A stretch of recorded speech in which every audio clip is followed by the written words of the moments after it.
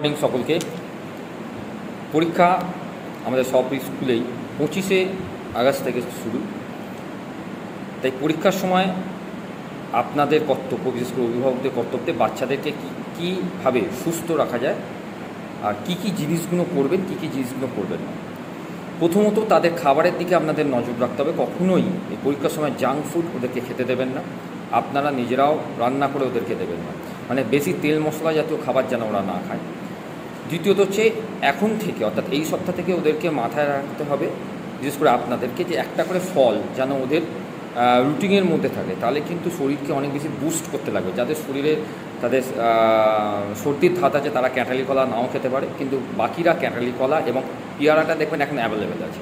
পেয়ারা এবং vitamin C অর্থাৎ লেবু, মৌসম্বি লেবু একটা করে প্রতিদিন যেন রুটিনের মধ্যে থাকে। এটা যেন খাবার মেনে আপনারা খাওয়াবেন। দেখবেন পরীক্ষার সময় ওদের শরীর অনেক বেশি সতেজ থাকছে এবং একদম অনেক বেশি ফিট থাকছে। এটা একটা ব্যাপার।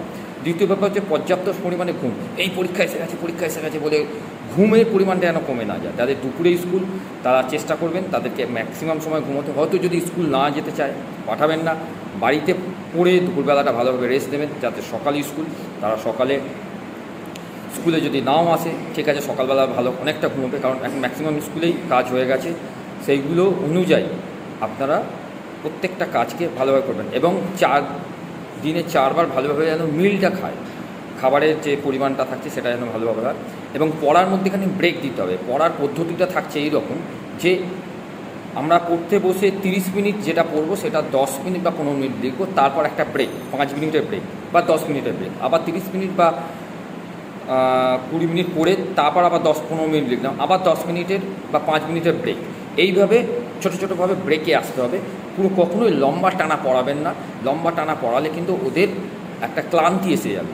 ক্লান্তিটাকে দূর করতে হবে। ব্রেক মানে হচ্ছে একটু বাইরে ঘুরতে দেবেন, যে তুমি একটু বাইরে ঘুরে এসো, ও বাইরে ঘুরে একটু ফ্রেশ হয়ে যা, চোখে মুখে জল দিয়ে দিল, ফ্রেশ হয়ে গেল। এতে পরীক্ষার যে চাপটা, যেটা আপনারাও দেন, বাচ্চারাও হয়তো অনেক সময় বোঝে যে এটা খুব চাপ, ভয় লাগে, এইগুলো কিন্তু থাকবে না এবং অনেক বেটার এরা কিন্তু এতে রেজাল্ট করবে।